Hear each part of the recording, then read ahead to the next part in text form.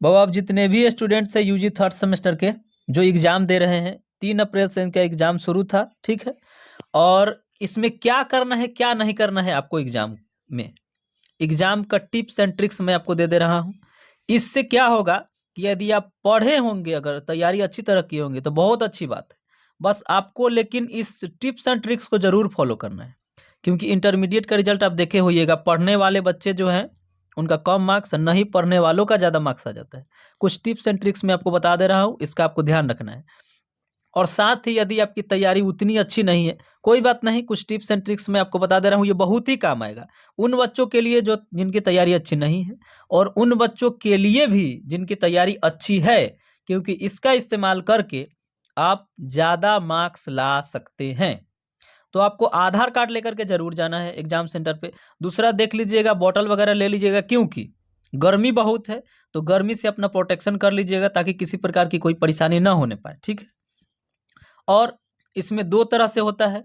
तो फर्स्ट होता है एक ऑब्जेक्टिव वाला, ओएमआर शीट भरने वाला, तो वो भी मैं बता दूंगा। और इसके बाद सबसे पहले मैं ऑब्जेक्टिव वाला बता दे रहा हूँ, उसके बाद मैं रिटेन वाला मैं बता दूंगा कि उसमें किस तरह से लिखना है। तो देखिए, वो ऑब्जेक्टिव में आपको ध्यान देना है, चाहे वो किसी, मान लीजिए 1 नंबर का आंसर सी है, दूसरे का डी है, तीसरे का बी है, इस तरह से इसे भरना हो आंसर को, या फिर आपको रजिस्ट्रेशन नंबर, रोल नंबर वगैरह भरना हो, दोनों में एक चीज का हम ध्यान देंगे। देखिए आपको क्या ध्यान देना है। मान लीजिए फर्स्ट का आंसर सी है, ठीक है, सेकंड का डी है, थर्ड का बी है। तो आप क्या करते हैं कि फर्स्ट का सी तो एक ही बार में पहला के सामने, सी वाला में पूरा गोल गोल घेर देते हैं। तो ऐसा आपको नहीं करना है, ठीक है। फर्स्ट का सी है ना, तो सी के सामने, फर्स्ट में जो सी है उसके सामने हल्का सा डॉट करेंगे, पूरा आपको गोल नहीं करना है। दूसरे का डी है तो डी के सामने हल्का सा, एकदम छोटा सा बुनका करेंगे पेन से, पूरा उसको गोल नहीं करना है।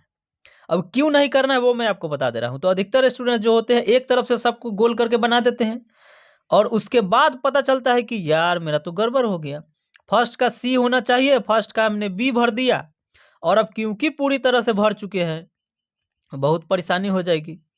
फिर व्हाइटनर लगाएंगे, मार्क्स कट जाएगा आपका। तो दूसरा भरेंगे तो फिर उसका नंबर नहीं आ पाएगा।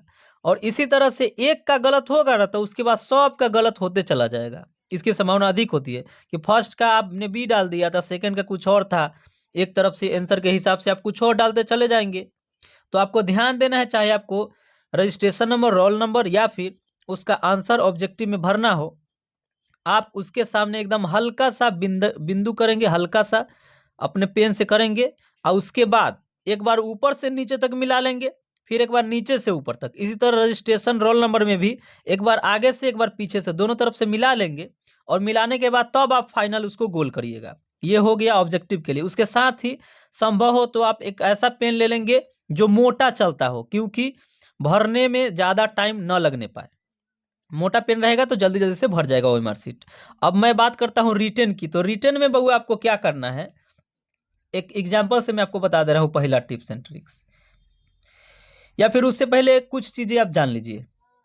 सबसे पहली बात है, यदि आपकी राइटिंग अच्छी है, ठीक है, और साथ ही आपके पास समय भी ज्यादा है, और कभी कभी ऐसा होता है कि आप देर से पहुंचते हैं या फिर समय कम होता है, तो मैं बता दे रहा हूँ, आपकी राइटिंग अच्छी हो नहीं हो इसको छोड़िए, सीधे आप कुछ चीज जान लीजिए जिसको आपको जरूर करना है एग्जाम में। कि एग्जाम में जो आप रिटन करेंगे, राइटिंग करेंगे, कोशिश करना है कि पहला 2 से 3 पेज सुंदर सुंदर लिखा हो। यदि आपकी राइटिंग अच्छी है तब तो आप आराम से लिख लेंगे, राइटिंग स्पीड भी अच्छी हो तो। लेकिन यदि आपकी राइटिंग स्पीड अच्छी नहीं है, राइटिंग अच्छी नहीं है, तो कोशिश करेंगे एकदम धीरे धीरे लिखना है। 2 से 3 पेज एकदम सुंदर सुंदर बढ़िया से सजा करके आपको लिख देना है। ये हो गया। और उसमें कुछ अगर हाईलाइटेड बातें होंगी तो उसके नीचे आप अंडरलाइन कर दीजिएगा, ये भी एक अच्छा ट्रिक है। और बहुत सारे स्टूडेंट कहते हैं कि सर हम 2 कलर का पेन यूज कर सकते हैं क्या? तो हाँ, बिल्कुल कर सकते हैं, लेकिन सब कलर का आप नहीं कर सकते हैं। ब्लू ब्लैक आप कर सकते हैं, कि ब्लैक से लिख सकते हैं क्वेश्चन और ब्लू से आंसर, यदि टाइम हो तो। यदि ना हो तो केवल एक ही पेन से आप लिखिए, केवल ब्लू से ही, ठीक है। ये हो गया।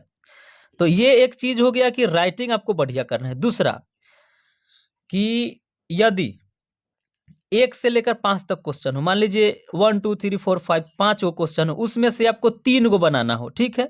3 बनाना हो और आपको 4 नंबर याद हो, 5 नंबर याद हो, ठीक है। तो बहुत सारे स्टूडेंट्स क्या करेंगे कि 4 नंबर का आंसर लिख देंगे, 5 नंबर का आंसर लिख देंगे, ठीक है। उसके बाद या तो कहीं से चीटिंग करके या फिर याद करके या फिर कुछ भी भर देंगे किसी ये 1 2 3 वाले में का। तो पहले तो आप 4-5 नंबर का लिख चुके हैं, उसके बाद आप लिखेंगे 4 नंबर से ऊपर वाले का, यानी कि आपको उल्टा लिखना पड़ेगा। पहले 4-5 का लिखे, तब उसके बाद 1 2 3 में से आप किसी का लिखेंगे। तो ऐसा आपको नहीं करना है। तो आप कहिएगा सर हमको तो याद नहीं था, तो कैसे करेंगे हम? तो क्या करना है मैं आपको बता दे रहा हूं। आपको कोशिश करना है कि 1 से लेकर 5 तक है, और अगर 3 का आंसर राइटिंग करना है तो उसमें से 4-5 को तो याद है ही, और अगर ऊपर में से किसी का याद है तब तो और अच्छी बात है। आप सबसे पहला उसको चुनेंगे जो आपको याद हो, और यदि इस तरह से आ जा रहा है कि वो 4 नंबर 5 नंबर पे याद है और ऊपर वाला नहीं याद है, फिर भी आपको पहले 1 2 3 का सीरियल नंबर से करना पड़ता है। पहले 1 2 3 तब 4 5, नहीं तो फिर उसका भी नंबर कट जाएगा आपका। तो आपको क्या करना है कि यदि वो आप किसी और सब्जेक्ट का एग्जाम दे रहे हैं, मान लीजिए आप हिस्ट्री का दे रहे हैं, आपको हिस्ट्री का नहीं पॉलिटिकल साइंस का आंसर याद है, उसमें जो लिखा हुआ है बिल्कुल भी उसका आंसर नहीं याद है, क्या करना है? तो क्योंकि आप यूजी के स्टूडेंट हैं तो इतना दिमाग आपके पास होगा, उसी क्वेश्चन से मिला मिला करके 2-3 लाइन आप लिख दीजिए ऐसा, उसी जो उस क्वेश्चन से रिलेटेड होना चाहिए, मिलना चाहिए, ठीक है। पहला 2-3 लाइन, उसके बाद यदि आपको किसी दूसरे सब्जेक्ट का भी आंसर याद है, लिख दीजिए उसको एक तरफ से, या फिर उसी सब्जेक्ट में किसी दूसरे का आंसर याद है जो कि उस क्वेश्चन का आंसर नहीं है, फिर भी आपको लिख देना है, कोई चिंता करने की बात नहीं है। बस कॉपी को भर देना है, इतना आप याद रखिए बस। ये एक चीज हो गया। और कुछ और चीजें आप जान लीजिए जो अधिकतर स्टूडेंट्स कर देते हैं। वो क्या है कि आप लिख दिए कहीं पे, ठीक है, और कुछ आप गलत लाइन लिख दिए या एक ही शब्द को 2 बार लिख दिए, तो बहुत सारे स्टूडेंट्स वो काट देते हैं। भैया बिल्कुल भी नहीं काटना है, गलत हो गया रहने दीजिए, क्योंकि जो कॉपी जांच करते हैं उनके चश्मे से ये नहीं दिखता है, बस इतना आप ख्याल रखिए। तो कॉपी में चाहे उसका आंसर आपको याद हो, ना हो, किसी और का आंसर याद हो, चिंता करने की कोई बात नहीं है। सजा-सजा करके बढ़िया से आपको लिख देना है, और कोशिश करना है कि कोई भी क्वेश्चन के आंसर को आप छोड़ करके न आए। कोशिश करना है कि सबका लिखे। अब लास्ट में हो सकता है कि आपके पास आपको 3 गो लिखना है, ठीक है? और बेल लगने वाली है, आपके पास थोड़ा ही समय है, तो क्या करेंगे भाई? तो कोशिश कीजिएगा कि तीनों में से थोड़ा-थोड़ा ही लिखे, पर तीनों का लिखे। इतना आप अवश्य कोशिश करिएगा। ऐसा नहीं कि ये 3 लिखना है तो 2 गो को खूब बढ़िया से लिख दिए, 1 को छोड़ दिए, नहीं। हल्का-हल्का टाइम काट करके और कोशिश करिए कि तीनों को टच करे, ठीक है? और इस तरह से आपको मैनेज कर देना है, किसी तरह से कोशिश करना है कि आपको अधिक से अधिक सवालों को सॉल्व करें, छोड़े कम से कम। ये चीज़ें हो गई कि आपको क्रॉस कहीं पे नहीं करना है, ठीक है? यदि आपको आंसर याद है तो सीरियल नंबर से लिखिएगा, यदि आंसर नहीं याद है तो क्या करना है वो मैं आपको बता ही दिया कि कुछ भी किसी दूसरे का आंसर भी आप लिख सकते हैं, चिंता करने की कोई बात नहीं है, ठीक है? तो इतनी चीज़ें मैं आपको बता दिया, ये आप ज़रूर करिएगा अपने एग्ज़ाम में कि छोड़ करके नहीं आना है, कोशिश करना है ज़्यादा से ज़्यादा आप सबका आंसर राइटिंग करके आए, थोड़ा-थोड़ा ही सही, लेकिन सबको लिख दीजिए। और ये लास्ट वाले में अपनाइएगा कम-कम लिखने का। फर्स्ट वाले में जो कॉपी के पहला वाला जो 2-3 आंसर लिखिएगा, बढ़िया-बढ़िया और जितना पर्याप्त हो, उतना लिखिएगा, ठीक है?